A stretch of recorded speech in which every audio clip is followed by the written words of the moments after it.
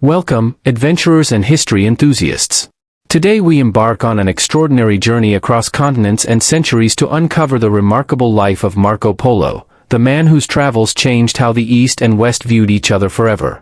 In an age when most people never ventured beyond their village borders, imagine a young Venetian merchant who traveled over 15,000 miles through the most dangerous territories on Earth. For 24 years, Marco Polo journeyed across scorching deserts, treacherous mountain passes, and vast unknown lands to reach the court of the most powerful ruler in the world, Kublai Khan, Emperor of the Mongol Empire. But this isn't just another historical documentary. In the next 45 minutes, you'll discover the shocking truths behind Marco Polo's adventures that history textbooks never told you. How did a teenage merchant's son gain the trust of the most feared conqueror in the world? What secret diplomatic missions did Marco undertake for the great Khan that nearly cost him his life? Why did his fellow Venetians call him Marco of the Millions, and was it mockery or acknowledgement of something extraordinary? Did Marco actually discover routes and places that Europeans wouldn't see again for centuries? And perhaps most intriguingly, why do some historians believe parts of his famous book were fabricated, while others insist he actually downplayed his most incredible experiences? From the glittering canals of Venice to the imperial splendor of Xanadu, from deadly desert crossings to his years imprisoned in a Genoese dungeon, we'll trace the complete, unfiltered story of Marco Polo's epic journey through the medieval world. Whether you're fascinated by exploration, medieval history, cultural exchange, or simply crave an adventure beyond imagination, I promise that by the end of these 45 minutes, your understanding of world history will be transformed. So prepare yourself for a journey of discovery that will challenge everything you thought you knew about Marco Polo, the Silk Road, and the incredible true story that forever connected East and West. The adventure begins now. Family origins. Marco Polo was born around 1254 in Venice, though the exact date and place of his birth remain uncertain. The travels of Marco Polo provide some details about his Venetian heritage, mentioning that his father, Niccolo Polo, a merchant and explorer, returned to Venice around 1269. Upon his return, he discovered that his wife had passed away, leaving behind their 15-year-old son, Marco. While Venice is widely accepted as Marco Polo's birthplace, alternative theories suggest he may have been born on the island of Korčula or in Constantinople. However, these claims lack strong scholarly support and have been challenged by various studies. The nickname Milione.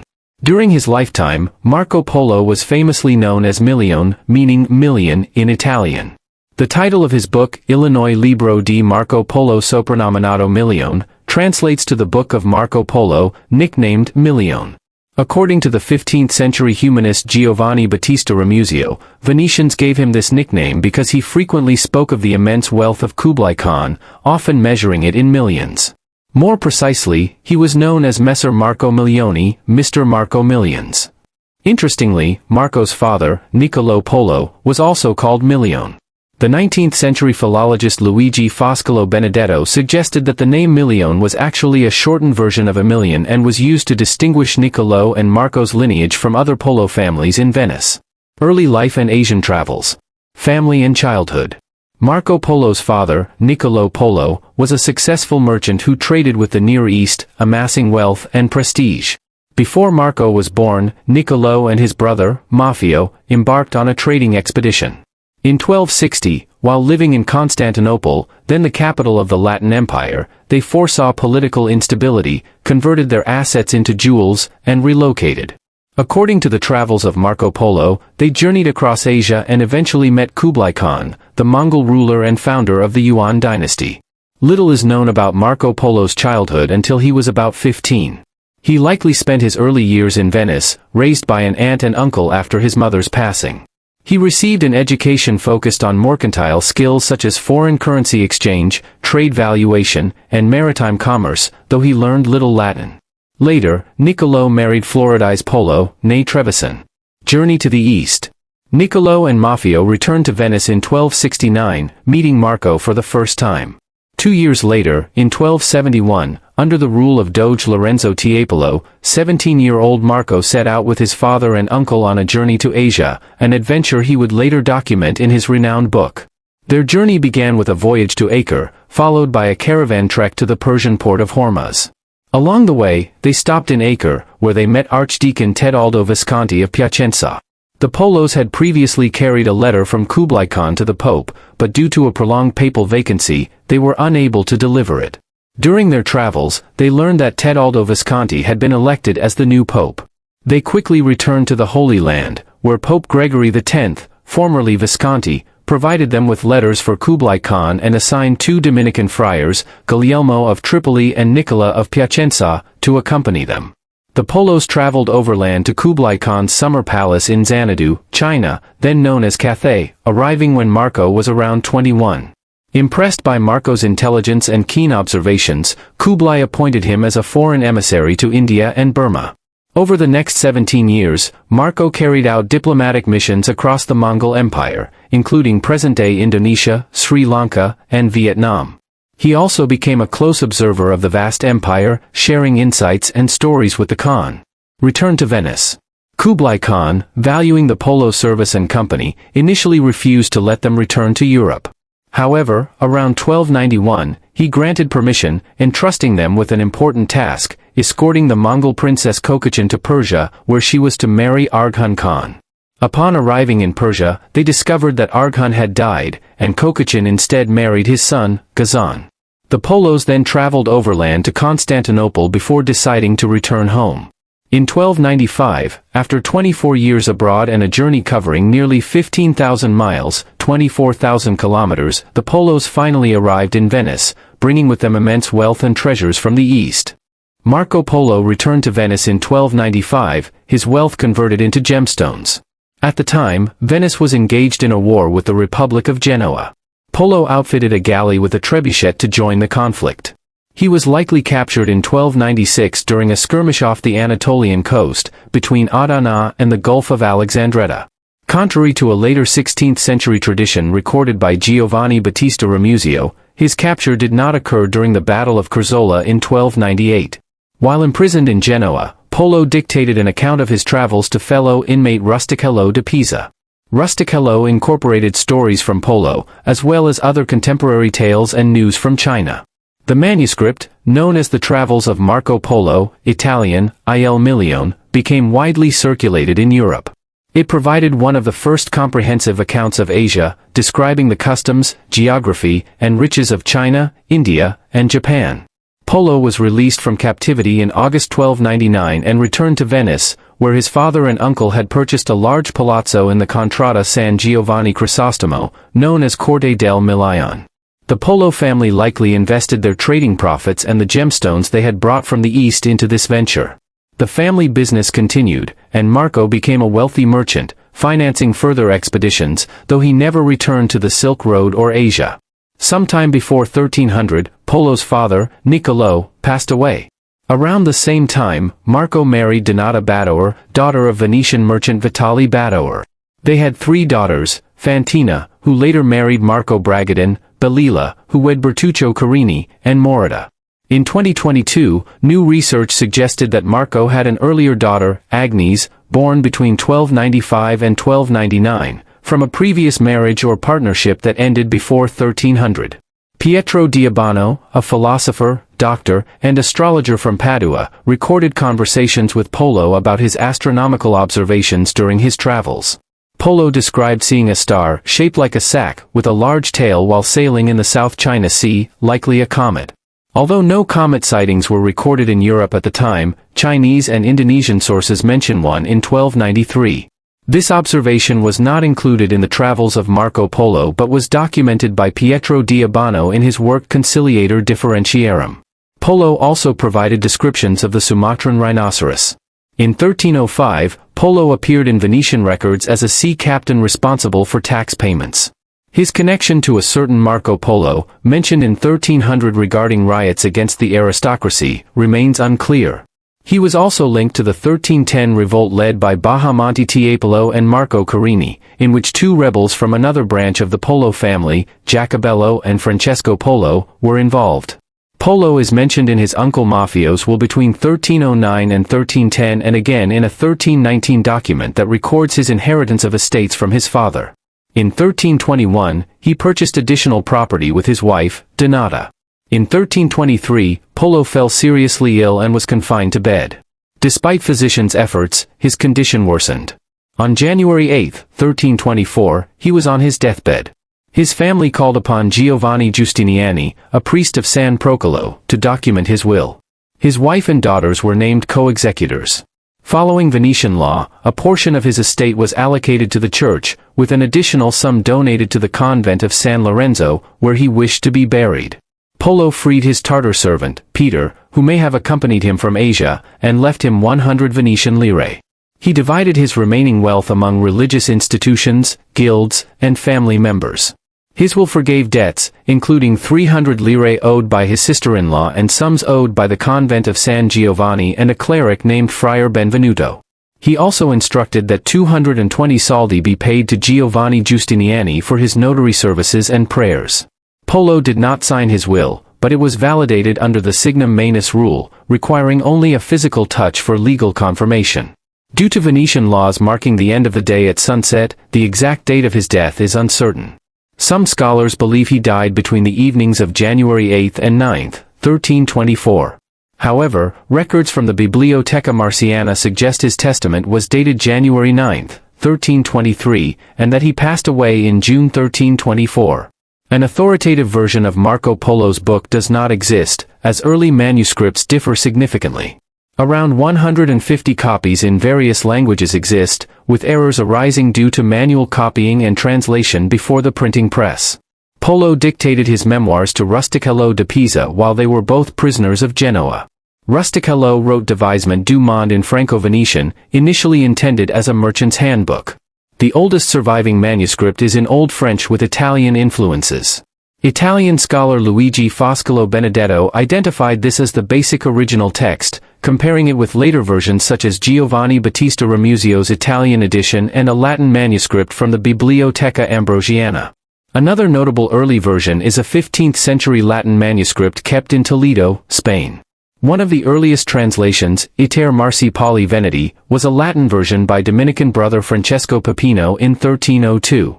Given Latin scholarly status, this translation likely helped spread Polo's account across Europe.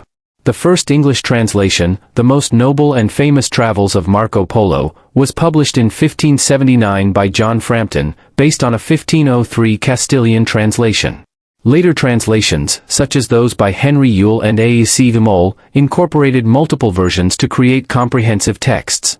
Sharon Kinoshita's 2016 edition focuses on the cultural and literary context rather than the book's accuracy.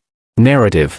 The book begins with Marco Polo's father and uncle traveling to Bulgar, where they met Prince Berk Khan. They later visited Bokhara, where they were invited to meet Kublai Khan, who had never encountered Europeans before. Upon reaching Kublai's court in Dadu, present-day Beijing, they were received with hospitality. Kublai asked them about European laws, politics, and the Pope, eventually requesting 100 learned Christians and oil from the Holy Sepulchre in Jerusalem. Due to delays in the papal election, the Polos returned to Venice, allowing Marco to meet his father for the first time at around 15 or 16 years old. In 1271, Marco, his father, and his uncle embarked on their journey to fulfill Kublai's request. They traveled via Acre and the Persian port of Hormuz but found the ships unseaworthy, so they continued overland along the Silk Road. During their journey, they joined a caravan but were ambushed by bandits in a sandstorm. Though the Polos escaped, many caravan members were killed or enslaved. After nearly 4 years of travel, they arrived at Kublai's summer palace in Xanadu. Marco became a trusted emissary of Kublai Khan, traveling throughout China, India, and Southeast Asia. He observed Chinese customs, administration, and technology, documenting his findings in detail. Kublai refused to let the Polos leave for years, but in 1292, they joined a Persian wedding envoy and sailed from China. Their 2-year journey took them through Sumatra, the southern tip of India, and the Arabian Sea before reaching Persia. Upon arrival, they learned that the intended groom, Arghun Khan, had died, so the bride married his son instead. The Polos then traveled overland to Trebizond before finally returning to Venice in 1295. Role of Rustichello. The British scholar Ronald Latham has emphasized that the Book of Marvels was a collaboration between Marco Polo and Rustichello of Pisa, a professional writer of romances. The book was written between 1298 and 1299 while both were imprisoned in Genoa. Polo orally recounted his experiences, and Rustichello transcribed them in Devisement du Monde, using the Franco-Venetian language, a literary dialect widely used in northern Italy between the 13th and 15th centuries. Scholars believe that Rustichello's involvement significantly influenced the tone and content of the book. Latham and other researchers, such as Luigi Foscolo Benedetto, argue that Rustichello may have embellished Polo's accounts, adding imaginative and romanticized elements to captivate readers. This stylistic enhancement likely contributed to the book's success as a medieval bestseller. Benedetto demonstrated that the Book of Marvels shares a similar conversational style with Rustichello's other writings. Additionally, some passages appear to be directly lifted or slightly modified from Rustichello's previous works. For example, the introduction, addressed to emperors and kings, dukes and marquises, is identical to the opening of one of Rustichello's Arthurian romances. Similarly, Polo's second meeting with Kublai Khan mirrors the scene of Tristan's arrival at King Arthur's court in Rustichello's earlier writings.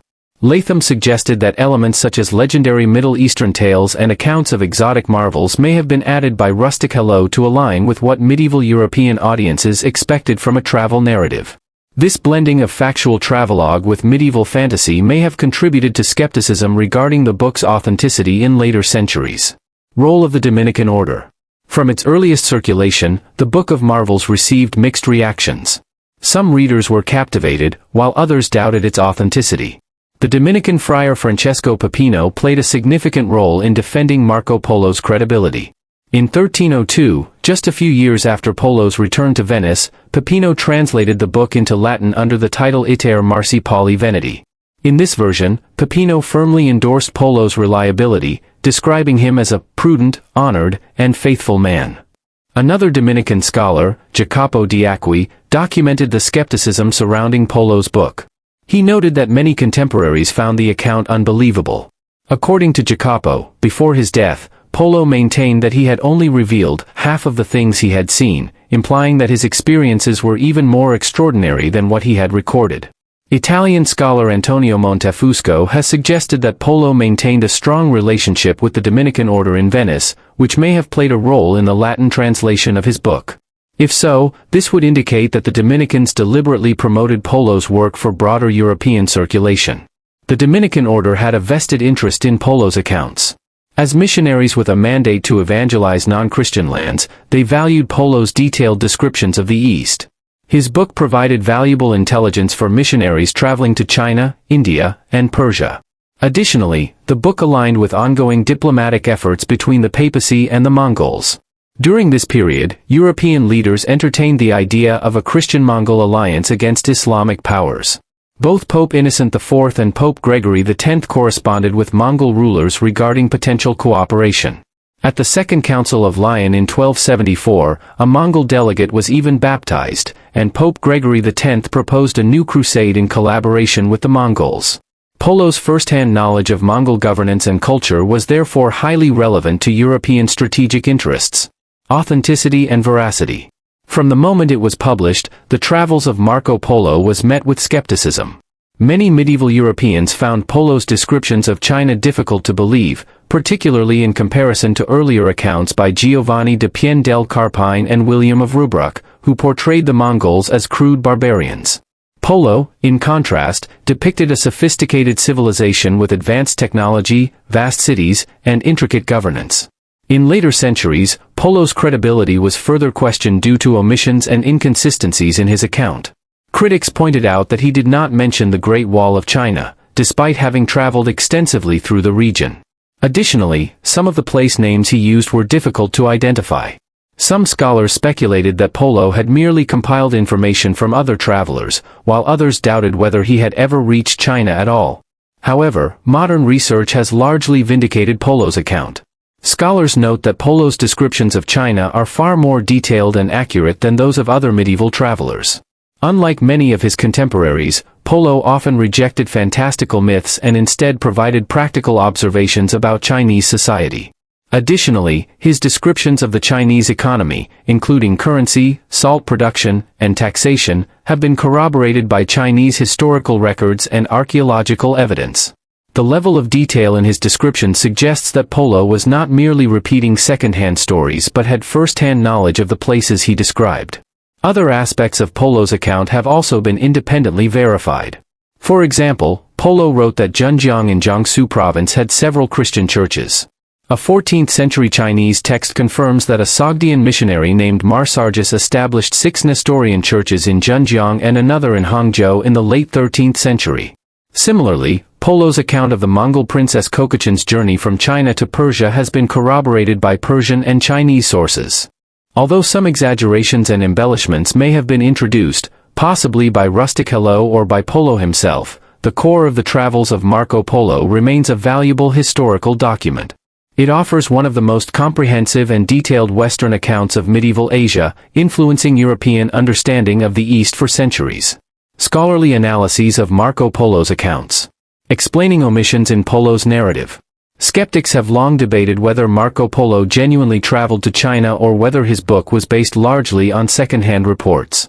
Some of the most frequently cited doubts stem from notable omissions in the travels of Marco Polo. While Polo described significant Chinese customs such as the use of paper money and coal as a fuel source, he failed to mention key cultural practices and structures, including the Great Wall of China, tea drinking, the Chinese writing system, chopsticks, and foot binding. Critics first raised concerns about these omissions in the 17th century, and by the 18th century, some scholars proposed that Polo had never actually reached China. In the 20th century, historian John W. Hager suggested that Polo may not have traveled to southern China, as his descriptions of southern cities were noticeably less detailed than those of the north. Similarly, Herbert Frank posited that Polo may have relied on Persian sources rather than first-hand experience, as his writings contained several Persian expressions. The most controversial challenge to Polo's credibility came from Francis Wood's 1995 book, Did Marco Polo Go to China? Wood argued that Polo never traveled beyond Persia, modern-day Iran, and that all his information about China could have been obtained from Persian books and merchants. She theorized that Polo had merely gathered stories from travelers in Constantinople and Italian trading colonies along the Black Sea, rather than witnessing China himself. Counterarguments defending Polo's credibility. Supporters of Polo's authenticity have responded to these doubts with several counterarguments. Historian Stephen G. Haw, for example, addressed the omission of the Great Wall of China, arguing that the walls existing during Polo's time were remnants of earlier Chinese dynasties and were not as prominent or significant as the Ming dynasty walls that are widely recognized today. Moreover, the Mongols, who ruled China during Polo's visit, controlled lands both north and south of the wall, making its fortifications less relevant to them. Other European travelers to China during the Yuan dynasty, such as Giovanni de Marignali and Odoric of Pordenone, also failed to mention the Great Wall, supporting the argument that it was not a major landmark in Polo's time. Similarly, Ha and others have pointed out that foot binding was not widespread in Polo's era and was virtually unknown among the Mongols. While the missionary Odoric of Pordenone later mentioned foot binding, his account was inaccurate, suggesting he had only heard about it secondhand. Marco Polo did note the dainty and short-stepped walk of Chinese women in the Toledo manuscript, which some scholars believe was an indirect reference to early foot-binding practices. Other omissions, such as tea drinking and the use of chopsticks, are also absent from the accounts of other medieval European travelers to China. Ha emphasized that despite these missing details, Polo's descriptions remain far more extensive and precise than those of his contemporaries. Additionally, Polo documented significant Chinese technological advancements, such as watertight compartments in ship bulkheads, a detail that fascinated Venetian merchants and shipbuilders. Scholarly rebuttals to Francis Wood's theory. Francis Wood's claims that Polo never traveled to China have been widely criticized by leading historians. Igor de Reykviltz, a prominent Mongol scholar and translator of the Secret History of the Mongols, dismissed her arguments as unconvincing and lacking scholarly rigor. Morris Rossaby, an expert on Kublai Khan, similarly rejected her thesis. Historian David Morgan criticized Wood for basic factual errors, such as confusing the Liao and Jin dynasties, and stated that her book provided no compelling evidence against Polo's travels. Haas Marco Polo's China further debunks Wood's arguments, asserting that Polo's detailed descriptions, particularly of China's economy, administration, and maritime technology, could not have been obtained solely from Persian sources. He also criticized Wood's search for Polo in Chinese records, pointing out that Europeans in the 13th century did not use surnames consistently, and Polo may have adopted a Chinese or Mongol name unrecognizable in Latinized texts. Additional evidence supporting Polo's journey comes from his meeting with Pietro Diabano, an Italian philosopher and astrologer. During their conversation, Polo provided details of astronomical observations he made on his travels, which are consistent with celestial data from China, Sumatra, and the South China Sea. These observations were recorded in Pietro's book Conciliator Differentiarum, even though they do not appear in Polo's own writings, further proof that he had traveled beyond Persia. Reviewing Ha's work, historian Peter Jackson, author of The Mongols and the West, declared that Ha must surely now have settled the controversy surrounding the historicity of Polo's visit to China.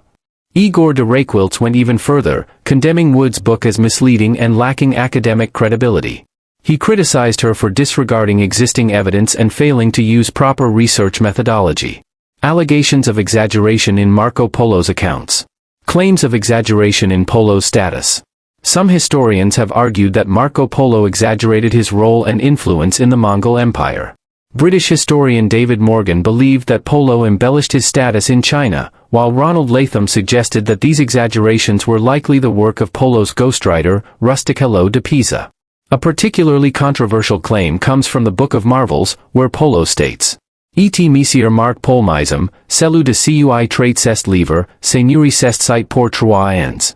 And the same Marco Polo, of whom this book relates, ruled this city for 3 years.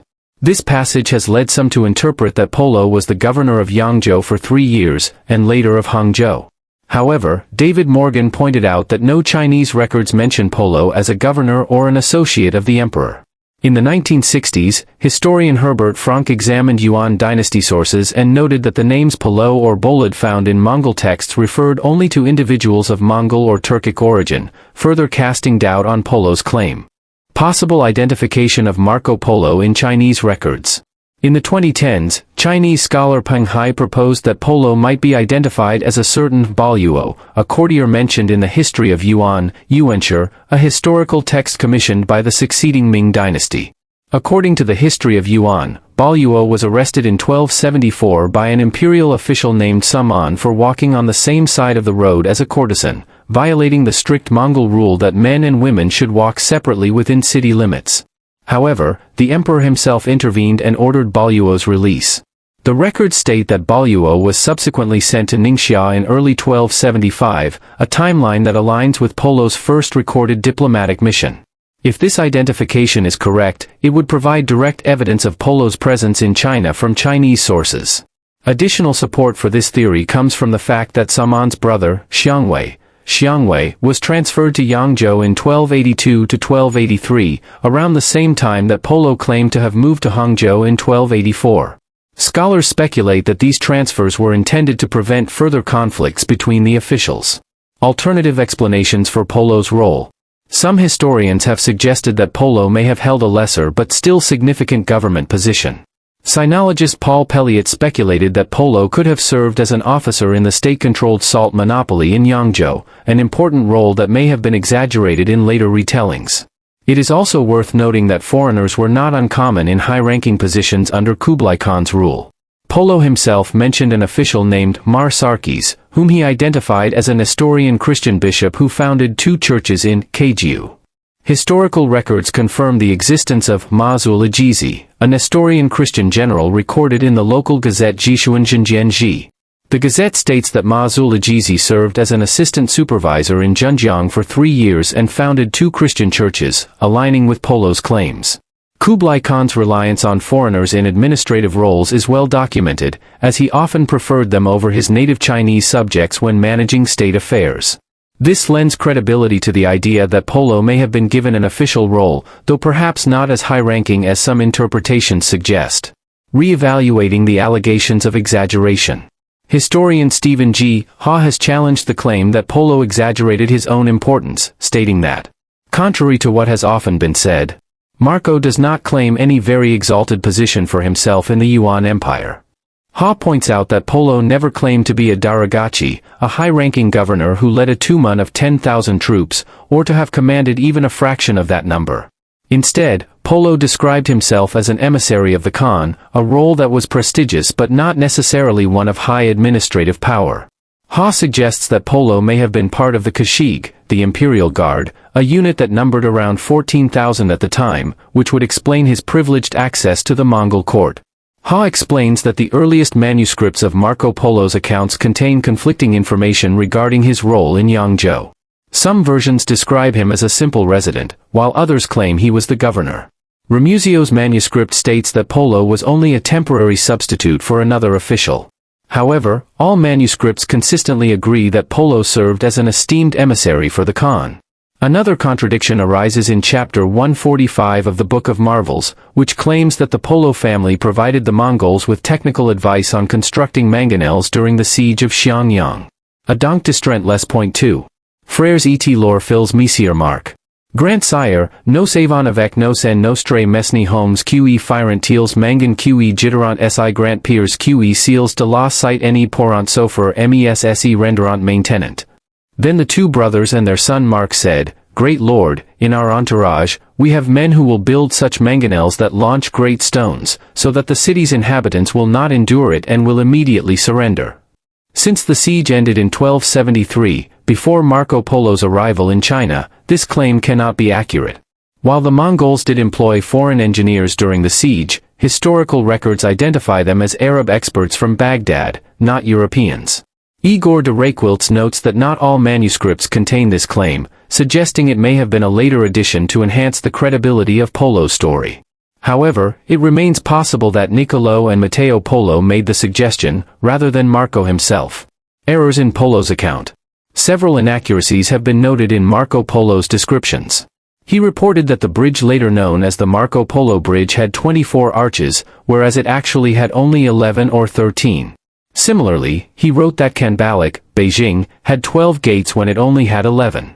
Additionally, Polo described Kublai Khan's attempted invasions of Japan but may have confused details from the two separate campaigns in 1274 and 1281. For instance, he mentioned 5-masted ships, while archaeological findings indicate that the Mongol fleet had 3-masted vessels.